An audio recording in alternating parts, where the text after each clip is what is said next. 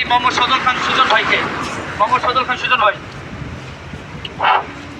বিসমিল্লাহির রহমানির রহিম। বাংলাদেশ জাতীয়তাবাদী চালক দল গজারিয়া থানা মুন্সিগঞ্জ জেলা কমিটির উদ্যোগে আজকে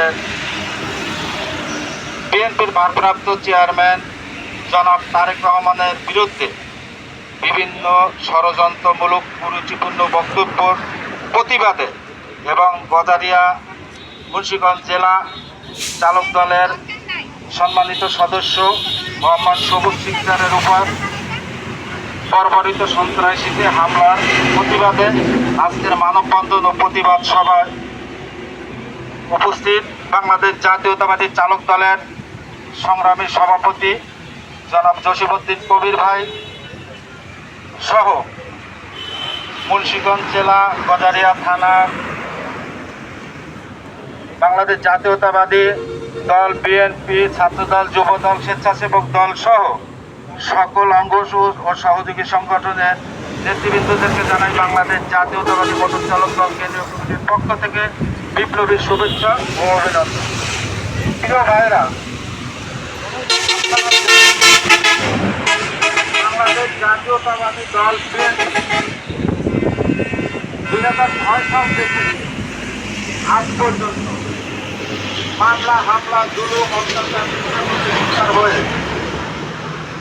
আজও রাজপথে আন্দোলন সংগ্রামে সক্রিয়ভাবে দায়িত্ব পালন করে যাচ্ছে।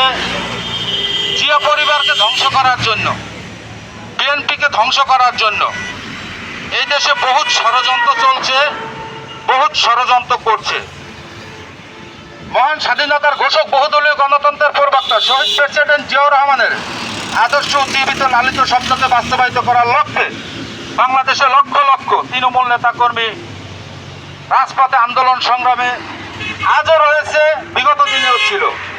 তো সবুজ সিকদার, সে বাংলাদেশ জাতীয়তাবাদী চালক দলের একজন সক্রিয় সদস্য। সে সবসময় অন্যায়ের বিরুদ্ধে কথা বলতো, অন্যায়ের বিরুদ্ধে চলত। তাই আওয়ামী দুঃশাসিত সন্ত্রাসীদের কিছু হাতুড়ে বাহিনীর তারা তাকে হত্যার উদ্দেশ্যে তার উপর হামলা চালিয়েছে। আজকে স্বাধীন বাংলাদেশ থেকে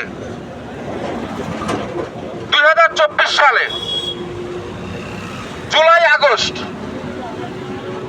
বিপ্লবের মাধ্যমে স্বৈরাচার পালিয়েছে, হাসিনা পালিয়েছে, আওয়ামী লীগের দোসররা পালিয়েছে।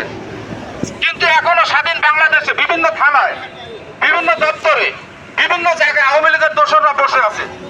তারা বিএনপির বিভিন্ন ত্যাগী ও বিভিন্ন আদর্শবান নেতার উপরে হামলা চালিয়ে বিএনপিকে দুর্বল করার চেষ্টা করতেছে। তো আপনারা কেউ দুর্বল